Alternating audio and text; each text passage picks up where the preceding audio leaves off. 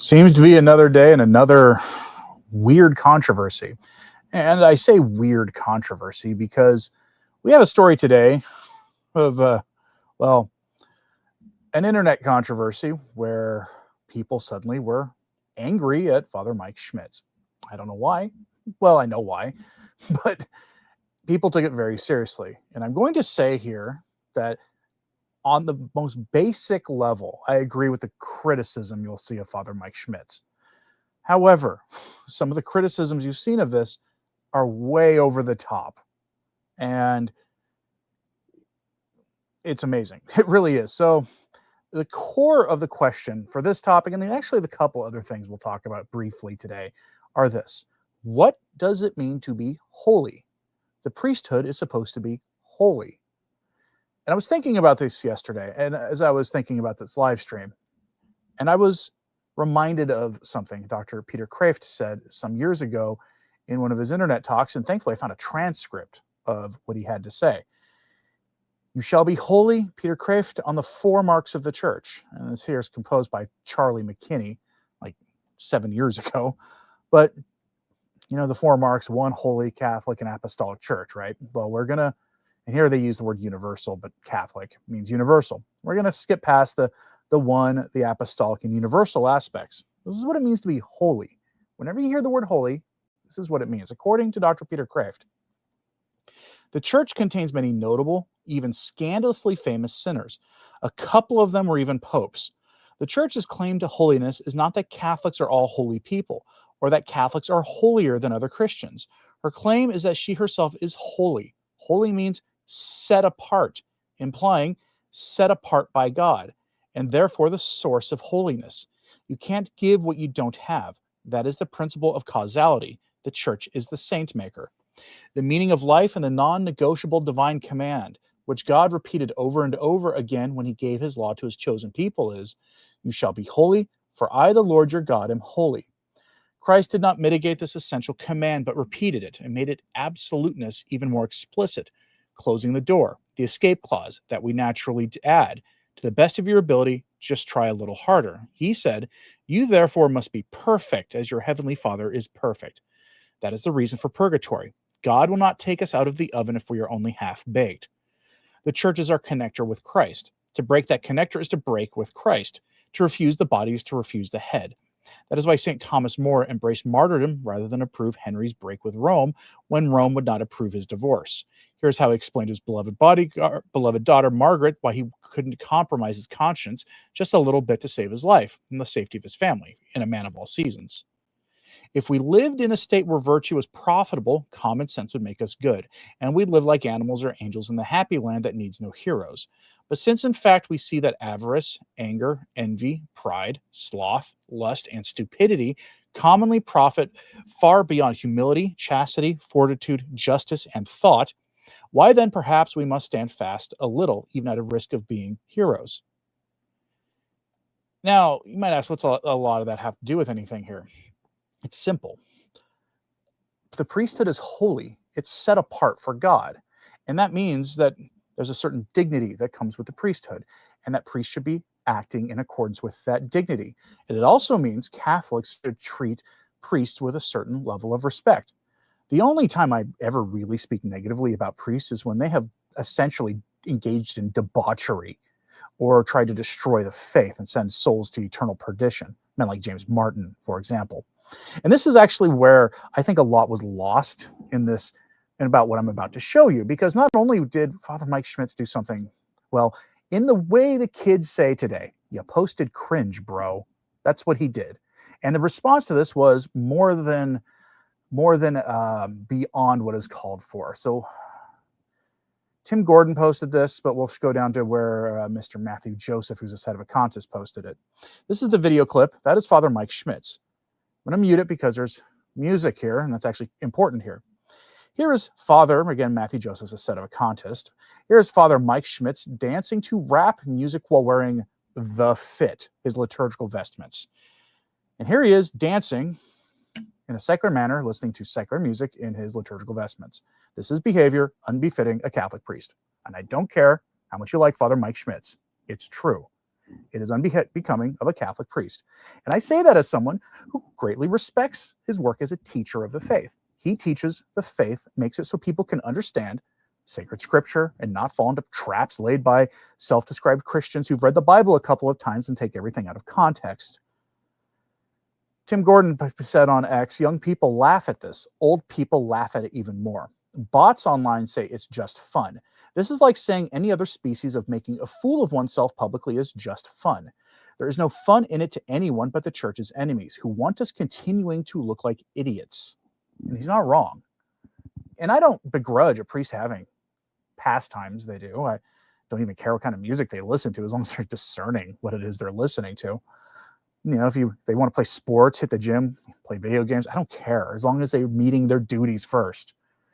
But as a general thing, their public behavior, they are supposed to be holy. The priesthood is holy. It means it's set apart for God.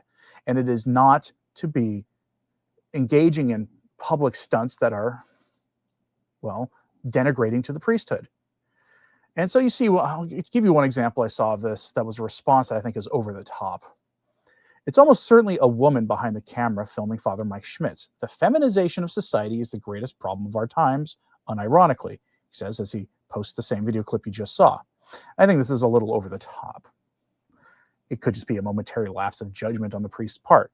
Father Mike Schmitz has a great track record. He really does. And my opposition to much of the response to this in general, I think was summed up nicely by Anthony Abbott of Avoiding Babylon. If you're watching, Anthony, good thought you had here. Here's what he had to say. Sometimes I feel like I am the only sane person in this space. The Father Mike dancing video, being critical of something someone does online does not mean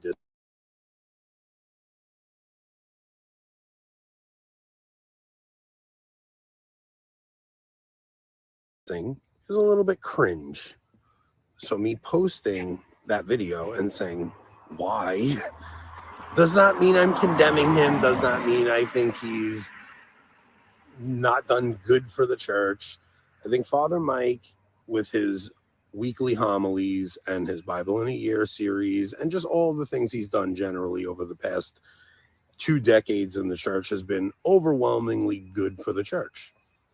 But when he puts out a video where he's dancing in his vestment, where he's vested for mass and he's dancing kind of goofy like a teenage girl on TikTok, I don't think it's a great look. I don't think it needs to be blown up into some crazy thing or anything. But the thing is, we are all conditioned to think any kind of criticism means dislike and that you're trying to destroy someone's reputation. It's just not the case. The truth is, I love Father Mike enough that I would hope if I had the chance to speak with him, I would tell him the truth. And the truth is, that video is ridiculous. You look silly and you're a priest, and there should be some kind of gravitas to being a priest. You shouldn't be dancing like a teenage girl on TikTok. It's not a condemnation of him. It's like we all do stupid things online. You know how many times I've said something stupid online and been called out for it? It's not anything but a fellow Christian who loves his brother enough to say, this doesn't look good. Please don't do it again. And it's as simple as that. You guys are making way bigger of a deal of this than it needs to be. But our priests in this day and age need to be very careful about what they do. And even if Father Mike doesn't hear this and doesn't see this, hopefully somebody else in seminary who's going to be a priest or another priest who watches this will kind of see the reaction to what Father Mike did in that silly dancing video and go, all right, this isn't the greatest look. Maybe we shouldn't be doing this kind of stuff. And that's about it. It doesn't need to be some deep thing, and people need to relax. It's not this crazy judgmental thing where I think Father Mike isn't a priest or anything like that. It's just as simple as this video is cringe. Try not to do stuff like this. That's all. Right. It's really not that hard. And he's not wrong. Especially when we talk about how priests have to be careful. How many times have you heard from people, don't let your kids be near a priest? Or how many times have you heard from priests that they get spat upon in public, yelled at if they're seen in their vestments and their collars? Or how many times are we scandalized by the behavior of priests who, again, should know better and do things that are far worse? I can't help but think about the number of young priests who are out there with a microphone in hand rapping, engaging in rap battles, fully like in their clericals. It's embarrassing. It's a denigration to the priesthood. And there is a certain lack of reverence among our priests. And it's why it was so disturbing to see Father Mike Schmitz do that. But it doesn't hold a candle to some other things that happened that really do deserve attention. Yesterday, I found out about all this yesterday. I took my kids to the zoo. When I left for the zoo, X and Facebook, the Catholic sections there were the normal level of insane. I got back and everything had just blown up. But on the way back, I checked my mail and I received a physical copy of an article from somebody. And I found it online. I'm going to show this to you because it could be, the Father Mike Schmitz thing could be worse. We're talking here about the Middlesbrough Diocesan Catholic Voice. It's their diocesan newspaper. This is out of the United Kingdom. And they posted, well, they're having a talent show. Big deal, right? Well, they've had these for years in an off-site from the cathedral location. But they decided it'd be cheaper to run it at their cathedral. So what you're seeing here is a picture from last year where the indie legend John Bramwell, well, I don't listen to indie rock, so I don't know who this is, but he was there last year performing his show, and he called it like one of his most important ones ever. Okay, well, here's the thing. Right behind him is the altar, and then there's the crucifix, and behind them is a piece of secular artwork, but behind that is their tabernacle. This is actually the sanctuary. This is where the holy sacrifice of the Mass is offered. This is infinitely worse than what Father Mike Schmitz did. He made a silly video in a momentary lapse of judgment, perhaps egged on for it or prodded onto it by a personal assistant, somebody who helps from the social media team. I don't know. This is infinitely worse. The headline from their diocesan newspaper is "Triumphant Return for Rocking in the Aisles." Yes, and they'll be in the aisles because they will actually have this happening in the cathedral where the Mass is offered, not in a gathering space, not in where Holy Donut Hour happens after Mass. None of those kind of places. Not in if there's an attached school, not in one of their rooms or in the gym there. Any other place that would be on parish property that would be fine for something like this. This is where the holy sacrifice of the Mass takes place. This happened there last year. Before that, I don't think they've been reconsecrated. Here's the details. Previous productions filled Middlesbrough Theatre as clergy and parishioners came together to showcase their talents. Now, after a lengthy break, the hugely successful show is back with another show-stopping program of music, laughter, and dance, with a change of venue to St. Mary's Cathedral. A cast of local talent from across the parishes of Middlesbrough and beyond comes together to entertain you and raise a few quid along the way.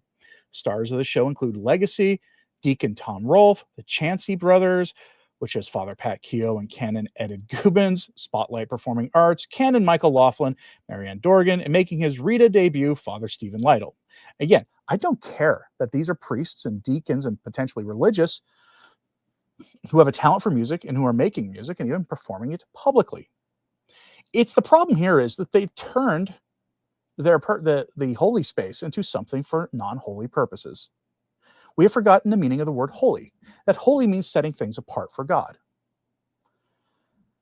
You might be guilty of this in your own life, where you allow yourself to be distracted by things during prayer time. It happens more than you might think. We're all guilty of this to a degree, so let's not be hypocrites about this. But I think this is worse. This is the use of the holy sacrifice of the Mass, at least space set aside for that purpose alone, for the right worship of God, to popular music.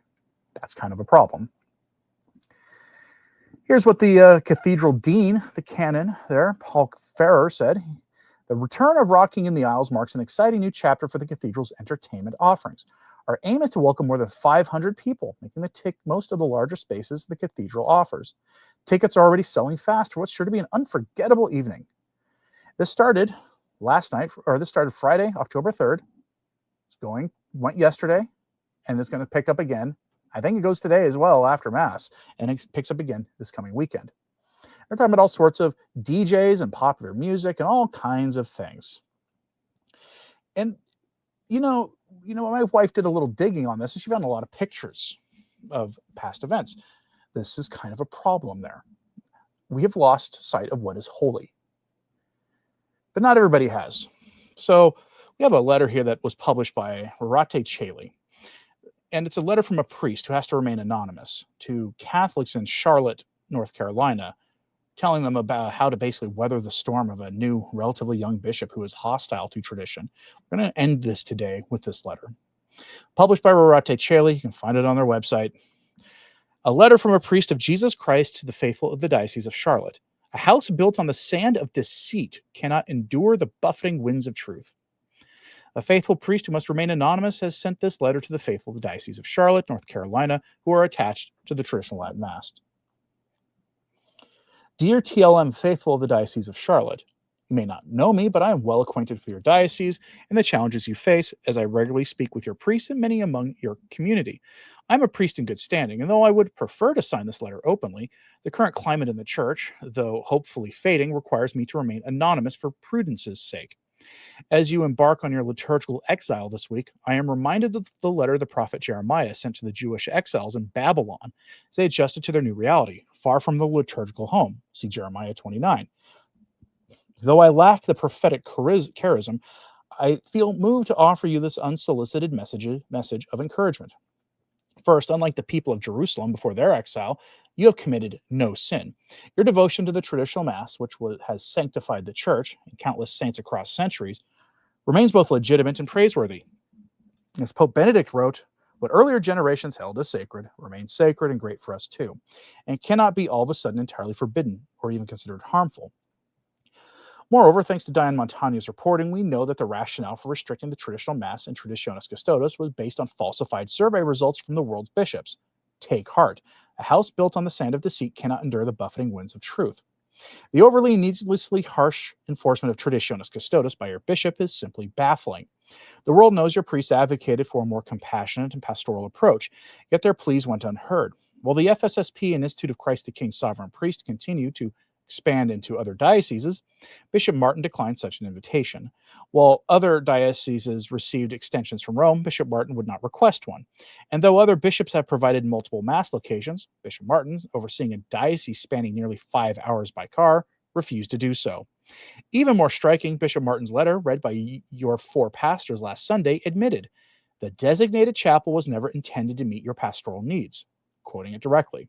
Understand that the chapel is not meant to accommodate all who currently attend the TLM in their parishes, he wrote, suggesting you view it as a shrine chapel you might visit occasionally. Traditionis Custodes demands no such thing.